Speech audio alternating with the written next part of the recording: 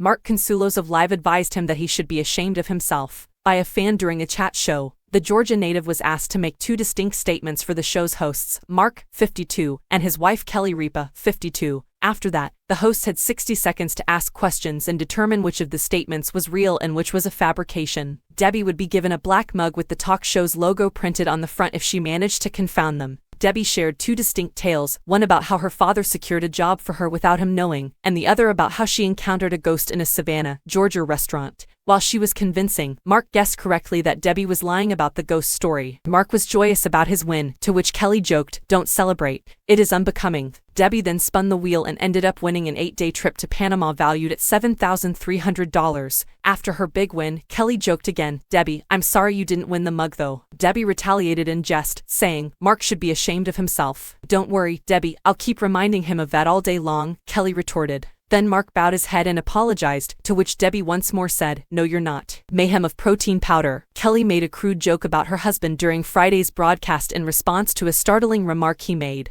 During one of their opening discussions, she pointed out what he had said as the dumbest thing he's ever said. Early in the episode, Mark shared a list of weird stuff TSA will let you fly with. After listing off a few of the items, he revealed one of the products he's always had trouble flying with. The new live co-host said, "You know what stops you every time? Protein powder. If you check that, they stop you, and they're like, 'What is that?' I go, 'That's protein powder.' They're like, 'Do you mind if we test it?' And I'm like, 'Go ahead.'" Intrigued, Kelly asked, "How do they test it?" After he explained that TSA will simply do a swab test, Kelly realized she was actually confused about the main aspect of his story. She asked her husband, "I have a question, why do you travel with protein powder? I mean, what are you, in a weightlifting competition?" Defending himself, Mark explained, "If I'm going away for a couple of weeks, yeah, I need my protein powder.